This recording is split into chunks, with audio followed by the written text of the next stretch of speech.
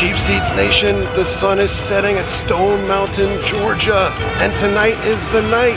Tonight, we're back at Netherworld. 2 brand new houses for 2019.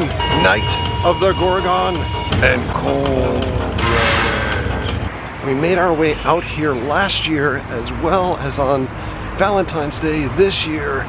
We're back to kick off the Halloween season, and the folks from Netherworld have invited us out to be part of their VIP media night event. We're going to be able to go through the houses, not film the houses, but we'll be able to tell you about the houses, show you the Midway, and then maybe have a little bit of surprise in here too. And so it begins.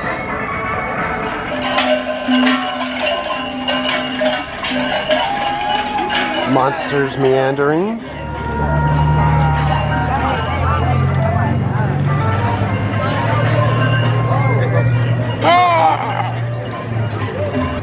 So you should note when you come here, there are 3 different lines that you can join. You can either do general admission tickets, which is this line that runs behind the attraction, and you can buy tickets on site. At least the prices for tonight: $25 for the main house, Night of the Gorgon, $30 for Night of the Gorgon plus Cold Blooded, or you could do a speed pass, $55 for both houses, and you skip the lines. Now if you skip the line and you walk alongside the house here, and do be careful because this is a Bigfoot area. And when you come to the front of the area, you have 3 options. Speed pass, it's literally right to the front of the line, or they have times that you can enter, so you can buy a time ticket. Right, we're gonna use our speed pass ticket and go into Night of the Gorgon. Okay, 1 haunt done. It was absolutely epic. Now we're heading into Cold Blooded. Hey everybody, excuse a little bit of schizophrenic video break here, but I did want to talk to you a little bit more about Night of the Gorgon without all of the copyrighted music that we had out in the Midway. Night of the Gorgon being the theme for the big Netherworld house this year, the primary house. Just fantastic again, similar to last year. When you enter the house, just to give you kind of the scope or magnitude, and immediately greeted by a big animatronic, and then turning to one of the most dizzying vortex type tunnels. And if it's not bad enough with the vortex tunnel, but you have a vortex tunnel with characters coming at you and interacting, and then immediately launching into other characters that are giving you the premise or the story that you're going to encounter as you go through the house. The house is pulsed. And it's pulsed as much as can be, and I know we had comments on our video from last year where folks said, you know, it got a little bit more congested, but I think the further you go into the Halloween type season, the more people you have and the more people that are trying to get through the house. But we did have a pulsed group, 4 within my group, 3 random people that were together, and myself, and it was incredible to go through scene after scene, and you know, not really sure like what exactly you want to look at, because there's so much to look at, which makes the scares that much easier. When you know, you always want to try to look up right in the house, and you're looking up, and the next thing you know, there's something coming from down below, where you're looking on this side and you're being attacked on the other side. Scene after scene, and then the story evolving with some of the newer sets, some of the newer animatronics, and the newer character makeup is just phenomenal. You know, it's a 7.5 hour drive for me to get here from where I live in Florida, and plus the cost of trying to make it out to a hotel to stay. And I can honestly say, if you are a haunt fanatic or a horror fanatic or Halloween lover, this is the Mecca to go to. And I know so many folks kind of view like Halloween Horror Nights as like the event to go to if you have one thing to do, and that's fine. Halloween Horror Nights is fantastic, but as far as, you know, kind of imagining like every house or the set scale that you have at a Horror Nights type of event and putting it into one roof, that's Netherworld. And you know, I have said it before in reviews of other haunts, there hasn't really been that like holy shit type moment, but Netherworld is just full of them. You know, when you're immediately coming out of that vortex tunnel to start off with, and you're getting a story, there are scare actors or actors flying over you on zip lines And it's literally like they're taking flight, and you go beyond just flight and animatronics coming from below, or this floor being uneven. It's really a masterpiece the way that it's put together. And I did have an opportunity to talk with Ben, and we'll get to it a little bit later in the video. Ben Armstrong, who's one of the co-owners of Netherworld, and had to relay that my thought is that it has to be like almost like you're a kid playing with toys, and you have this giant toy box and putting everything together, and then being able to watch it all unfold. But Night of the Gorgon, wonderfully done this year. I really enjoyed that house. It really felt like, after you're in there for such a long time, and it does last like maybe 20 minutes, 25 minutes or more, it feels like you're never going to escape. You are stuck within the bowels of that house, and it's just a fantastic experience overall. We'll get back to the Midway, teeming with monsters. For now, Cold Blooded. So we got out of Cold Blooded. It was awesome. I think one of the tough things about going through a second house at Netherworld is after you go through the first house, nothing's ever going to live up to it. It would be amazing as a standalone house, but compared to the initial house here, it is a second. Excuse me breaking in here one more time just to give some other thoughts on Cold Blooded, which is the second house at Netherworld this year. Cold Blooded is taking the place of the alien house that was in that spot last year, and then that's also where we had like some of the laser tag experience when we were up at Netherworld in February, and the laser tag was kind of playing within the alien space as well. But this time around it's Cold Blooded, which is kind of reptilian creatures that eventually blend full on to like dinosaur type creatures, and again, really well done in the space that house is in. So many animatronics. I mean, it's one of those things where you just want to keep stopping and looking at every last set piece and the way that things are done. The floor is very disorienting in the house as well, and then in addition to different things that are distractors, the actors with the reptilian gear, it was so much fun. It was a lot of fun going through that house. I think, in contrast to the bigger house where it's so many animatronics and there's so much stuff to look at that you might possibly miss some of the things, the Cold Blooded house was a lot of fun to be able to concentrate on some of the set pieces that they had in there, and they're just wonderful. And as you're concentrating, unfortunately, on some of the set pieces that they have, that's when you're being attacked by some of the scare actors as well, or the actors within the house. Leaving the house, you go through a very, very dizzying strobe light area into another difficult path to navigate, but with some fantastic dinosaurs at the end there, I believe including a pterodactyl. Just incredible.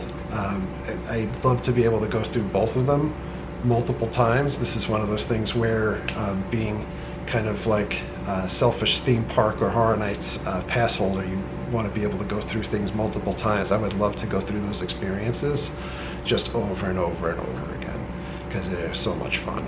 From last year, I'm wearing different glasses now. You probably didn't recognize me. You've upgraded. You can see better now. New prescription and everything. Okay. It's fantastic. Same teeth. I don't know. I don't know why my teeth would change. They're beautiful. Thank you. But the glasses, much better. Your teeth look nice too. Oh, for now. Yeah. I'm hoping to keep them here today. Okay. Because you're famous or something, I don't know. Okay. I guess you can keep them. All right.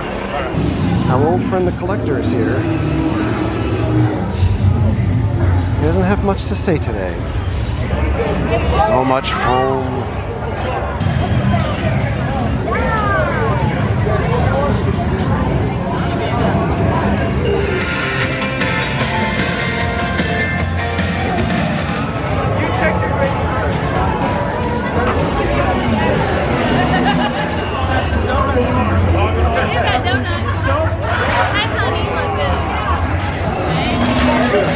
It is since I've seen you. Yes. You're a little far away from home, aren't you? I am. That's nice. All by myself. Really? No family this time around, huh? No. Hey, that's quite all right. You know, sometimes you get a little bit more of an intimate experience that way.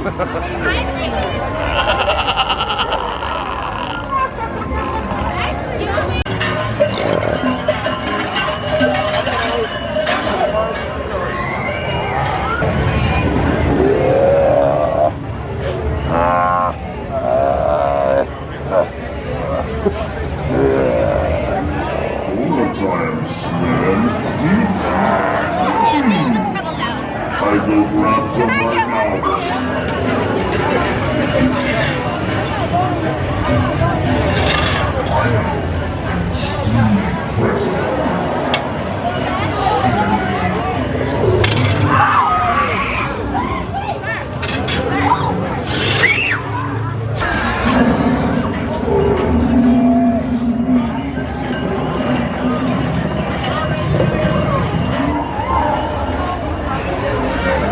Let's take a look at what we've got in the gift shop this year. They are stocked with all Netherworld and horror goodness. They've got bags, pillows, jewelry, cookie jars, glassware, Christmas, and Halloween, and lots of shirts.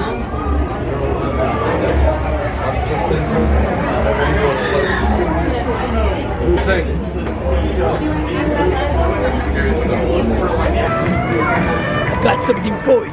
Oh, really? Yes, please. My name is Dr. Von Schuckelstein, and I'd like you to have a seat. All right. Do you have a heart condition? Not that I know of. Oh, so you will after this. Place your hands right under here. Now, get ready for the most shocking experience of your life. Did you hear that, my dear? 2, 3, feel the burn!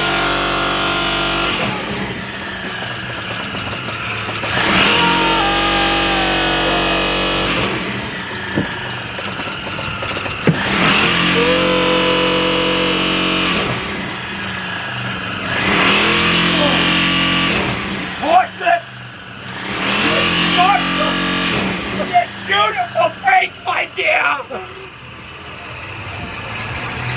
Yes, this one's done.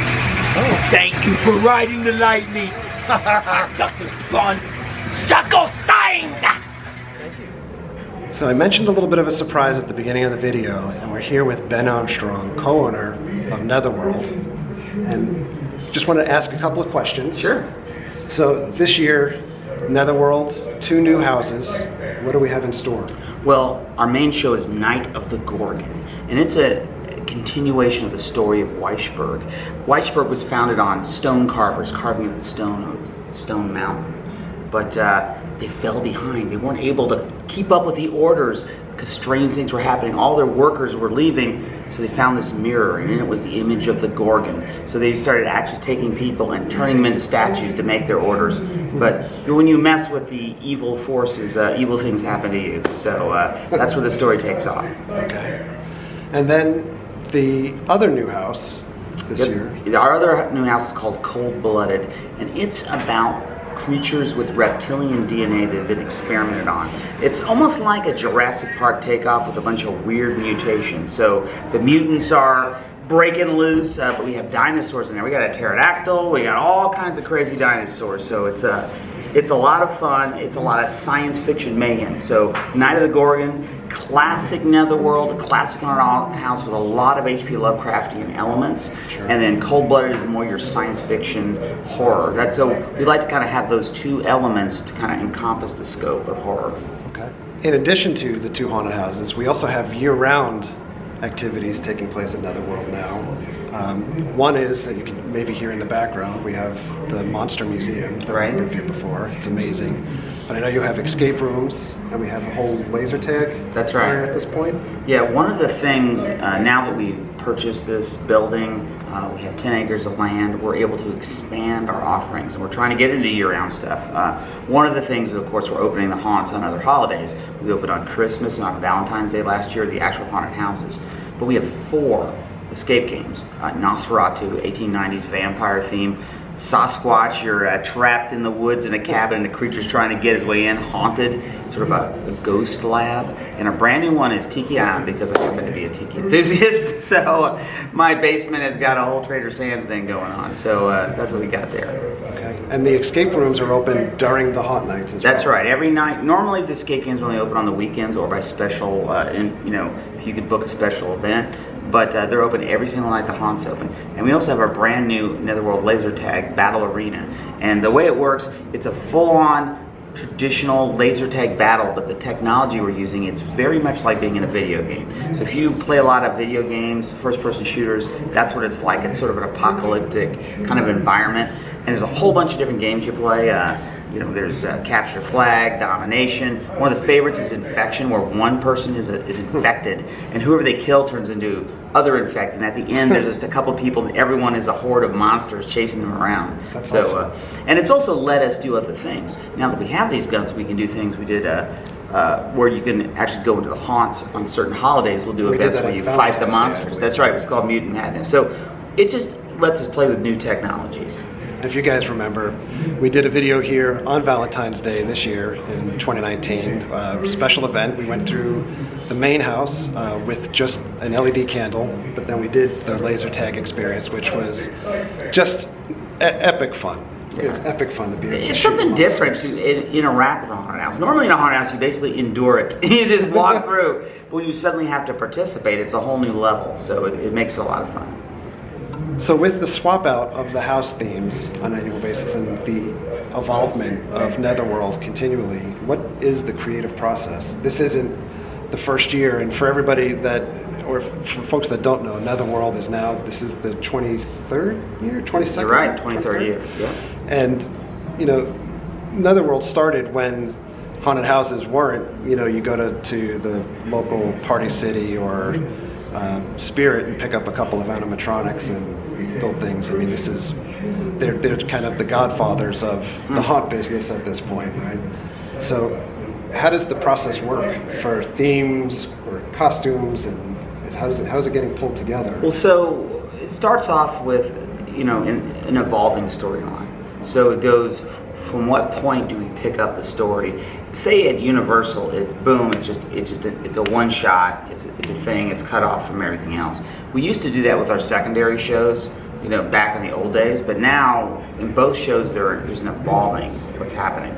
So for example, this next year, the events that happen here will be an evolution, and the whole thing is all about this cursed town and all the evil that's under the mountain and all these different forces and things that are fighting each other. So it's very influenced by, like I said, H.P. Lovecraft type mythology, but we want to do different things. Like last year with The Awakened, it kind of led into this whole thing where you really want to do a female icon character. And what's the monster, the female monster that people are most familiar with? We've done witches, so we decided to do Gorgons and Medusas.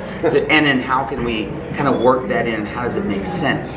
So there's a deeper story. There's this monster called Gatanotha. It's like the brother of Cthulhu. And anyone who sees him is frozen into like a rigid mummy, which are those masks, those things you see at the beginning. Sure. And that's Gatanotha's the father of the Gorgons. So because it's a similar power. So like I said, it's mythology, it's stories, it's books, it's just crazy ideas, and all that's a backstory that just leads to the production process. Like, what do we want to make? What relates to the story? How can we convey it? So most people, they just want to go to haunted house and get scared. Some people want to see cool stuff, but there are people that follow the stories and know the whole backstory about what's going on. And it is kind of a mixture of everything in here. Yeah. So you can show up and not necessarily need to buy into the whole story. Well, you don't need to. You just have to go and have fun. You just look around. I mean, like I said, There's so many shock scares, so many actors, so many animatronics.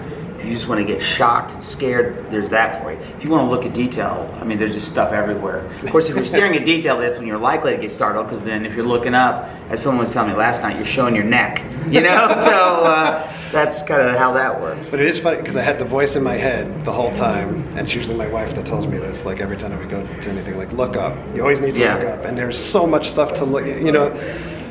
I thought this year there was a lot more involvement with shaky floors, or you know, kind of being off-put, whether it's the the walkway is a little crooked, or one time I actually sat down and I made a list of all the things that made Netherworld what it was. And one of the things on my list was the surfaces that we walk over, the different floors. And when we moved last year, I didn't have as much time to complete all that work, so we did a bunch. And people often comment on that. They'll come out, you have planks that creak, or we did a lot of grass. So it's like you're going through a forest, you feel the grass, a lot of, you know, spongy kind of bridges. We do a lot of, so you go going through the graveyard, like stones that are creaking, you can hear them, you can feel them, because you're connected by your feet to the ground. Everything else you're feeling, but you're actually walking on, you know, it's a whole different experience, and that's something we try to do. Yeah, so it's not just the atypical, you used to, like the stuff in your face, but there's so much more distraction when you're going through, and it's, you know, we've kind of joked on the channel before about like multi-kills or multi-fatalities as you're going through, you're getting scared of things, and there's, you know, you're uneasy because of where you're walking, or you're looking at the walls are literally like closing in on you, different things, and the next thing you know, there's somebody waiting around the corner. It's just, it's an unbelievable experience when you come to Netherworld, only because not only are you getting that one amazing, you know, holy S-type scare once, it's a complete 25 plus minute experience of one after another. Thank you. Yeah, we try to pack it full. It's funny because really, with a haunted house like this, it's not really a horror movie anymore. It's more of an action movie, because there's got to be so much happening. I like to compare it, like one of the best horror movies in my mind was Alien. Sure. One of the best action movies was Aliens. It still had horror elements, but it had all that action. Mm-hmm. And you got to do that with a lot of people going through stuff everywhere. So that's kind of what it's about. So if you're interested in checking out Netherworld, they are open every day through October? Yeah, I think we're opening October 4th, and then we're open every single day through Halloween, a couple days in November, and then we're opening a final weekend in November. So a lot of days. So no excuse to miss it. Come on down, check it out. If you're going down to Horror Nights, stop off and see us here. We do get a lot of people coming to and fro, because, you know, on the major highways heading to see it. So yeah, come check us out. A lot of haunters. If you're a haunter or a haunt fan, the weekdays are great. You can come on a Monday, you can come on a Tuesday, you can come on a Wednesday. You know, the crowds aren't as big, and we're open and nowhere else really is. So check us out. Well, thank you very much. Thank you. All right, last stop for the night. We're gonna go through the House of Creeps. Monster Museum. And yet I saw them in a limitless stream, flopping, hopping, croaking, bleating, urging inhumanly through the spectral moonlight.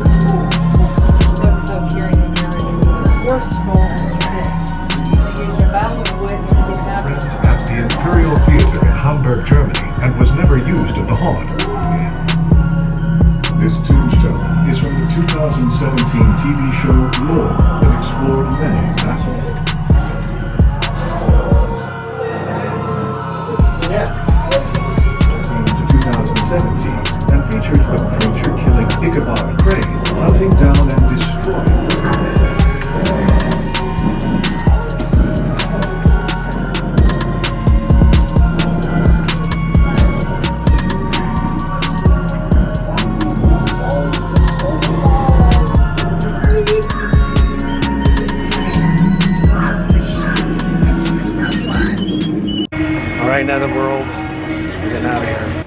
Well, that's going to do it for us for tonight. Netherworld, you just knocked it out of the park again this year.